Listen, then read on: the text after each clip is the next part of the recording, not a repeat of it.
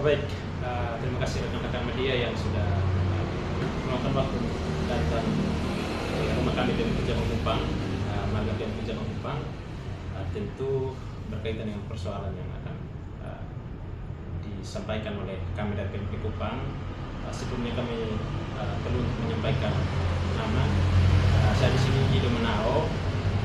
Saya selaku sebagai Presidium Germas Gerakan Kemasyarakatan. Di samping kanan saya ada Pak Rian Pergele sebagai Presidium Ristek, dan juga di samping kiri saya ada Pak Denis Lelo selaku sebagai Presidium Antarumat Beragama. Jadi berkaitan dengan persoalan ini, dugaan intimidasi sehingga kemudian menyebabkan meninggal dunia seorang dokter yang bertugas di Kabupaten TTU. Jadi berkaitan dengan persoalan ini menjadi persoalan yang viral saat ini karena diduga melibatkan oknum pejabat, yaitu anggota DPRD Kabupaten TTU. Berkaitan dengan persoalan ini, tentu untuk menyikapi persoalan ini dari Pemkri sendiri, yaitu perlu saya sampaikan di sini bahwa Pemkri Kepa sendiri sudah melakukan aksi seribu lilin beserta dengan beberapa organda di Kabupaten TTU.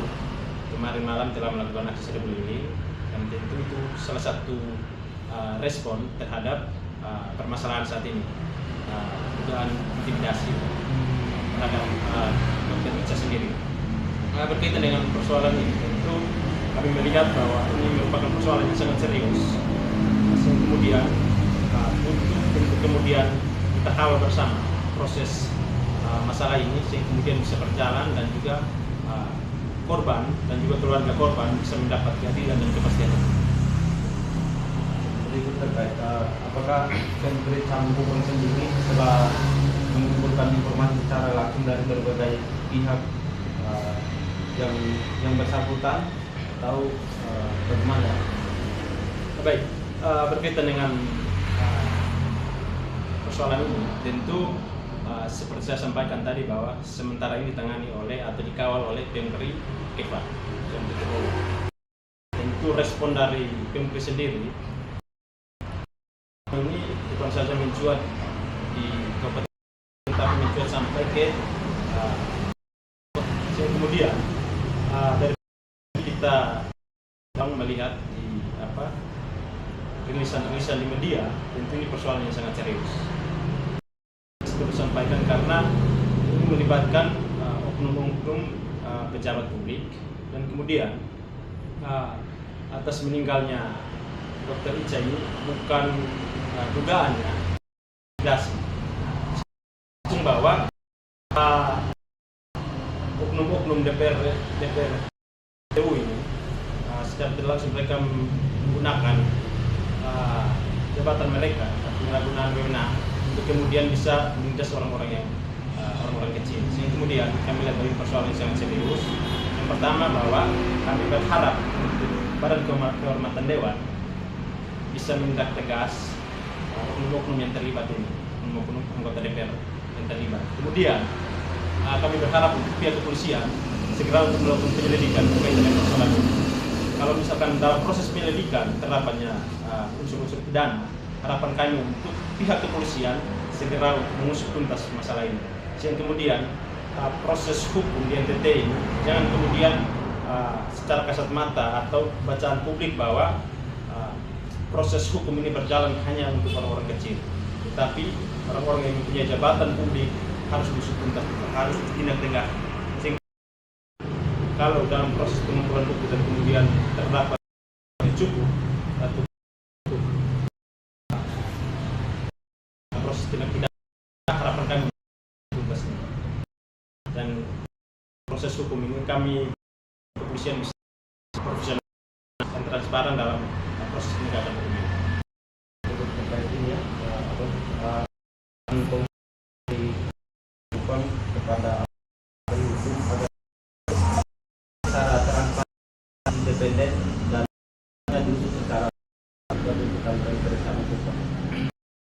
Baik, untuk kami dari Pemkri Kupang sendiri, tentu harapan dari kami sendiri agar yang pertama daripada Badan Kehormatan Dewan untuk segera menindaklanjut berkaitan dengan masalah yang muncul ke publik ini. Badan Kehormatan segera untuk menindak dengan hukum-hukum yang terlibat ini. Karena itu ini menjadi sebenarnya jangan sampai ada kesewenang-wenangan di sini. Jangan sampai masyarakat kecil yang kemudian hari nanti terdampak pada masyarakat kecil sendiri. Itu yang pertama, kami berharap untuk Badan Kehormatan Dewan segera melakukan rapat untuk bisa tegas berkaitan dengan persoalan ini. Kemudian yang kedua, harapan kami itu pada aparat penegak hukum, yaitu pihak kepolisian, untuk mereka bisa segera untuk mengusut tuntas kasus ini. Jadi dari Badan Kehormatan Dewan dan juga dari pihak kepolisian. Harapan dari kami. Jika nantinya dugaan intimidasi terbukti atau justru terbukti, bagaimana sikap dari penyelidikan dalam hal ini terlibat? Baik, berkaitan dengan proses pembuktian nanti, seperti saya sampaikan tadi bahwa kita berikan serahkan sepenuhnya berkaitan dengan persoalan ini kepada pihak kepolisian. Mereka yang berwenang melakukan proses penyidikan untuk mengumpulkan segala alat bukti. Kami serahkan semuanya kepada pihak kepolisian, dan tentu persoalan ini harapan kami untuk pihak kepolisian kerja secara profesional. Jadi persoalan ini masih bersifat dugaan. Bersifat dugaan ini sehingga kemudian kita serahkan semua ini kepada pihak kepolisian. Kepolisian yang berhak untuk mengumpulkan alat bukti, melakukan penyelidikan dan penyidikan. Jadi kita serahkan semua kepada pihak yang berwajib. Terakhir ya, kasus ini kan yang terlibat di dalam dugaan kita ya, itu dari institusi negara juga ada, dalam hal ini lembaga DPRD ya, dan pelayanan kesehatan dokter. Pesannya dari Kementerian Cabang Hukum masyarakat supaya masyarakat percaya terhadap pelayanan publik, tetap percaya lah terhadap pelayanan publik itu. Perlu disampaikan pesan dan kesan di masyarakat. Baik. Tentu berkaitan dengan persoalan ini, pesan untuk kita masyarakat Nusa Tenggara Timur seluruhnya tentu bercermin dari persoalan ini. Perlu kami sampaikan di sini bahwa tentu kepercayaan masyarakat terhadap institusi yang terlibat, dalam hal ini DPR ya, dalam hal ini DPR yang sementara terlibat dalam masalah ini, oknum-oknum dalam tubuh DPR sendiri yang terlibat dalam masalah ini. Tentu bagaimana hingga sehingga kemudian kepercayaan masyarakat tetap positif terhadap pejabat atau institusi lembaga DPR ini, tentu masyarakat percaya ketika kemudian persoalan ini dari pihak DPR sendiri, yaitu Badan Kehormatan, bisa menindak tegas oknum-oknum